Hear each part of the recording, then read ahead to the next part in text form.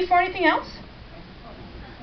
That's one thing that our trooper here has to think about. He has to think about an order that he can put all these pieces on, and there are, I believe, 26 pieces all told. For this armor, he's got 26 different things that he needs to put on, and he needs to think of an order that he can put all this stuff together on, that he can, 1, move, 2, reach all the other pieces, and 3, have everything in the right spot and not forget a piece. Which I know sometimes when I get ready to go, I'm all good, and all of a sudden, there's still a piece on the table that I forgot, and it usually goes about midway through the process. So you gotta take everything off to put everything else back on for your missing part. So, to start off with, you can kind of see, I don't know if you saw some of the parts on the table. We've got some helpers in the audience here who are holding on to them for Brian here. Looks like the first thing he's doing is he's putting on his neck seal, which makes it so that you can't see his neck after he puts his helmet on. After that, he's going to need his thigh pieces.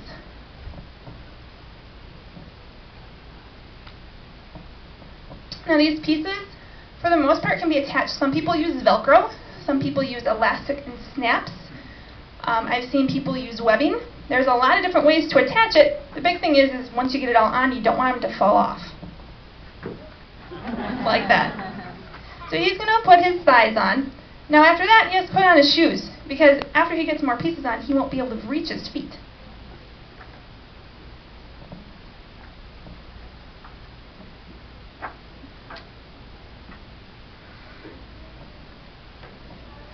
Next, he's going to want his shins.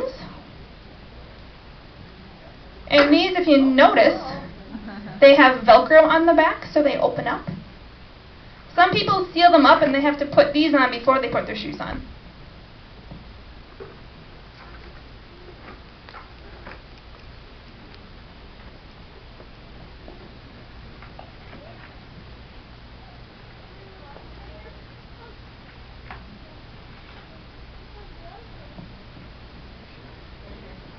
Like shin guards.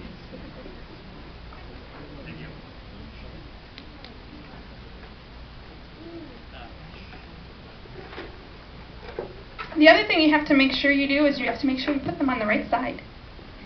I've seen people accidentally put things on the wrong side. And then you got to take it all off and start all over.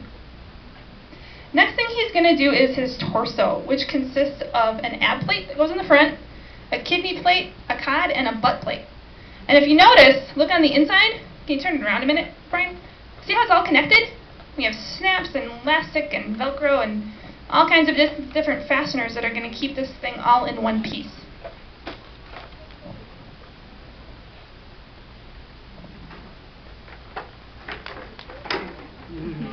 And there he goes losing parts again.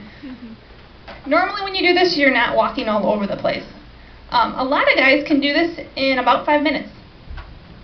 I've had some take as many as half an hour. And amazingly enough, you can get out of it in about 1.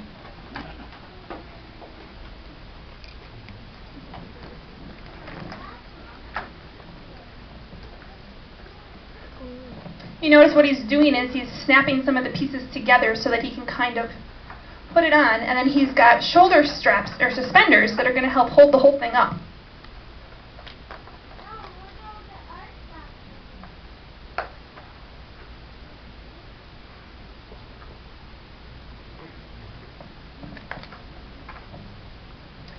The next thing he's going to need is his belt, and the belt is going to kind of hold that whole middle section there together. Once you get the belt on, I don't think it'll fall off. Most of the guys, the belt kind of holds them all in. And his belt is going to have the belt, and it has ammo pouches, drop boxes, the holster for the blaster, and the thermal detonator in the back. Now if you look at Brian's, his is made out of a piece of fabric in the back, so it has Velcro and it all Velcros together. I have seen some, like the suit my husband has, which was actually all plastic on the belt and it goes together with snaps. So there's a couple different ways to attach it. Some people need help with this part because it snaps in the back and they can't quite get it on themselves. Other people can do it on their own. The holster, if you look here on Ryan's side, the holster also, for some people have it that they come off. His looks like it's permanently attached. Others, that is the main thing they always forget. They get so far and, oh, I forgot to put my holster on. Next is going to be his chest and back.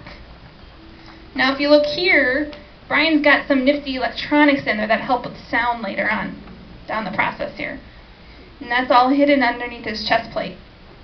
The other thing with a stormtrooper costume is there's not a lot of room to put things. You can't carry a ton of things with you. You have no pockets. So you have to figure out some creative ways where you're going to put your car keys. If you're out walking down the road, you need to have your keys somewhere, or do you need an ID? Do you need money? Some guys I've seen, they use their thermal detonator, which is the piece on his back, and they have ends that come off, and they have tubes that they slide in and out to store things. Other people store things in the bottom of their holster, and I've seen people store things in their shoes.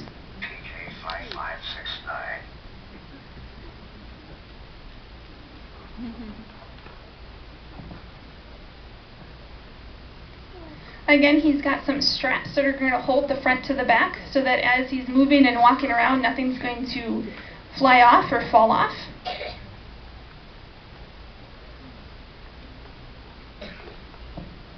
And the next thing he's going to do is he's going to use his shoulder bells and biceps, which Brian has connected all into one piece.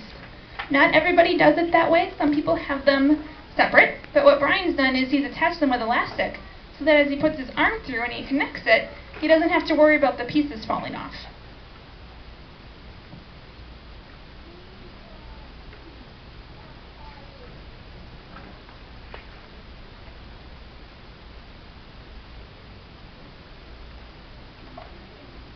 This part can be a little bit difficult.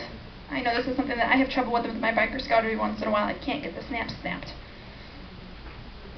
Okay, after this, he's going to put his helmet on. Now, if you notice his helmet, if he shows, take a look on the inside of it really quick, he's got a lot of stuff in there that's going to help him out. He's got a microphone so that you can hear him when he talks. He's got a fan so he doesn't get too hot in there. 3 fans. He's got 3 fans so that he doesn't get too hot, and he's got some ventilation. Anything else? Kitchen sink. Oh, he says the kitchen sink is in there. So he's going to put his helmet on, and while he's doing that, he's going to connect his microphone wire there so that you can hear what he's going to say. The Death Star plans are not in the main computer.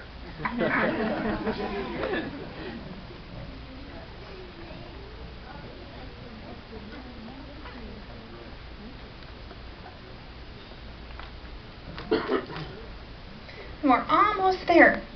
Next thing he's going to do is he's going to put on his gloves. Easy. You notice he's got his hand plates, which are attached to his glove there. Sometimes some of the troopers that you'll see, their hand plates are actually the last thing they put on because they don't have them attached. He's got one more piece, and that would be his forearms, the one part of him that's not completely white yet. Now if you notice what he's got here, he has to make sure, obviously, that you're putting the one on the right side, the right arm. He's got elastic, which is going to open up. Some people that I've seen, they actually glue them shut and they have to slide their hand through. Thank you.